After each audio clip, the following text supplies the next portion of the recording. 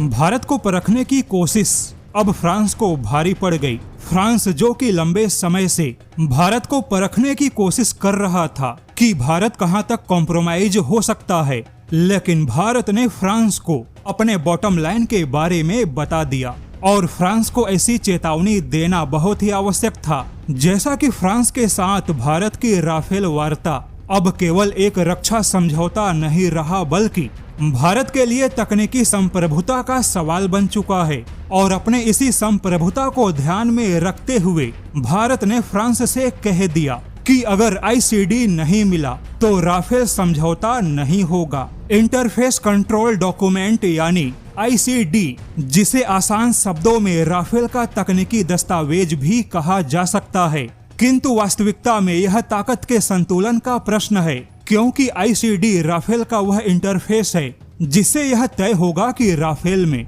भारत के स्वदेशी हथियारों को कितना और कहां तक जोड़ा जा सकता है।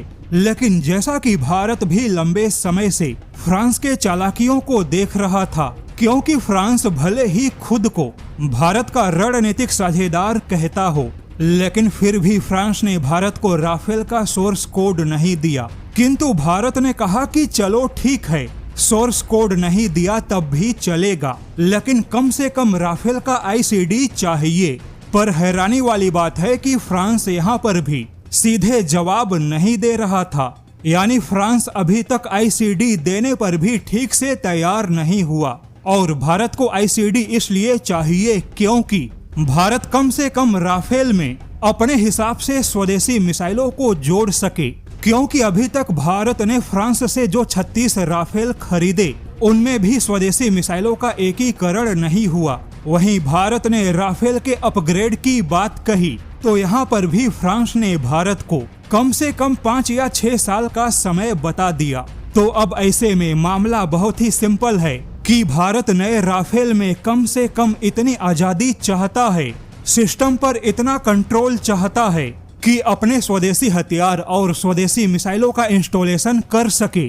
और अब इसी मुद्दे पर भारत ने फ्रांस को जवाब दे दिया है कि अगर आईसीडी पर भारत को कंट्रोल नहीं मिला तो भारत भी राफेल के सौदे से पीछे हट सकता है, क्योंकि भारत यहाँ पर केवल राफेल का खरीदार नहीं बनना चाहता, बल्कि भारत को कम से कम राफेल में खुद के स्वदेशी हथियारों के इंस्टॉलेशन की आजादी चाहिए।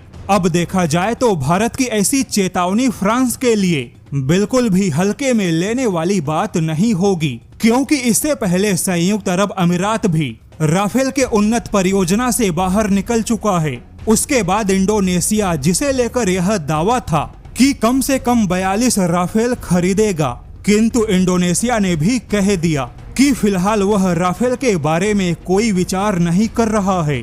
और अब भारत ने भी फ्रांस को चेतावनी दे दी कि अगर भारत को राफेल के आईसीडी तक पहुंच नहीं मिलती है तो भारत भी फ्रांस को एक बड़ा झटका दे सकता है। अब यहाँ पर सवाल यह नहीं है कि राफेल डील होगी या नहीं, बल्कि सवाल यह है कि अब भारत को राफेल के इंटरफेस कंट्रोल डॉक्यूमेंट में कितना कंट्रोल मिलेगा। भारत ने फ्रांस को जवाब दे दिया कि तकनीकी संप्रभुता के बिना कोई सौदा नहीं होगा। अब यहाँ पर आपको बता दे, बेशक राफेल फ्रांस का है, किंतु भारत भी एक बड़ा ग्राहक है। वहीं भारत के ही राफेल खरीदने के बाद में राफेल की किस्मत बदल गई, वरना राफेल की हालत भी ग्रिपेन या यूरोफाइटर से कहीं ज्यादा बुरी थी। यानी कि अब भारत यहाँ पर केवल ग्राहक नहीं बनना चाहता, और अब भारत को भी आईसीडी पर संप्रभु अधिकार चाहिए।